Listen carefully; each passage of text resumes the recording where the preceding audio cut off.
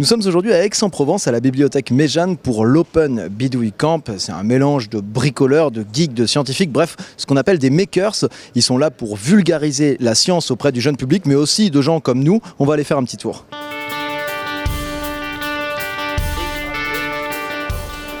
C'est par là que ça se passe.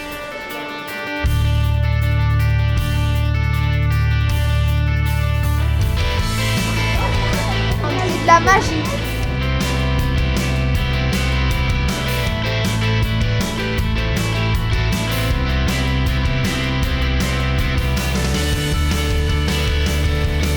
Alors Alan, vous me disiez tout à l'heure, vous avez conçu un rameur à moins de 40 €, c'est ça?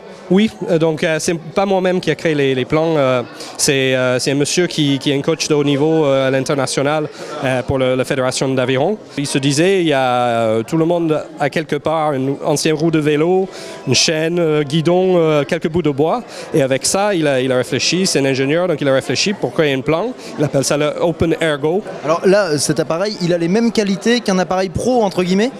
Oui, sauf que bon, ce qui manque surtout, c'est le compteur de vitesse, etc. Avec ce petit ordinateur-là, on peut le connecter à ce rameur et justement voir nos performances? Oui. Donc c'est un projet en cours, mais avec par exemple une petite sonde va pouvoir compter le nombre de tours et le traduire en vitesse et donc de comprendre quelle énergie on dépense.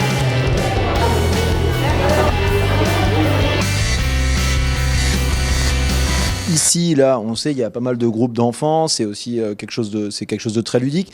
Du coup, il y a aussi une volonté de votre part de vulgariser un peu la science, quoi, la physique, tout ça, les amener un peu vers cette discipline. Oui, tout à fait. Oui. On peut parler de la science en s'amusant, en montrant des objets qui attirent. Alors moi, j'utilise des ampoules ancienne génération, les ampoules maintenant qui sont interdites à la vente, malheureusement, mais que j'utilise en y appliquant une tension très élevée, plusieurs dizaines de milliers de volts. On n'est pas dans les petits joueurs, donc voilà.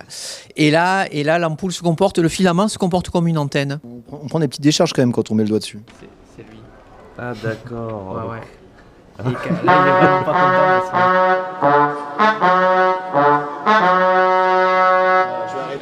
Et voilà, on s'est joué Star Wars là. Exactement.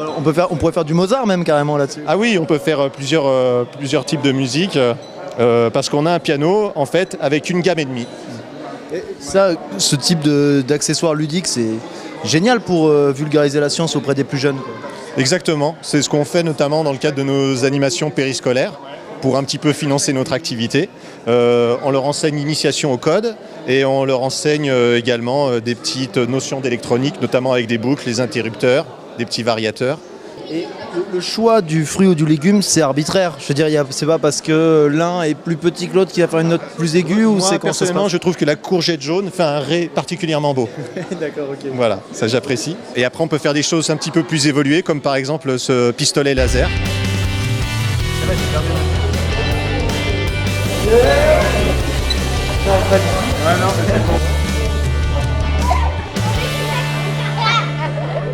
Un salon super sympa et d'autant qu'on a appris pas mal de choses. Alors si ça vous a donné envie, vous avez demain toute la journée encore pour vous rendre ici. À très vite sur City Post.